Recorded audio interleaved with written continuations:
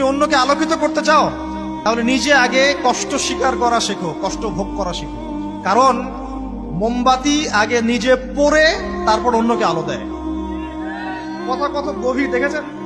মোমবাতি আগে নিজে কি হয়, পুড়ে যায়, তারপর অন্যকে আলো দেয়। আমাকে আগে পুড়তে হবে তো।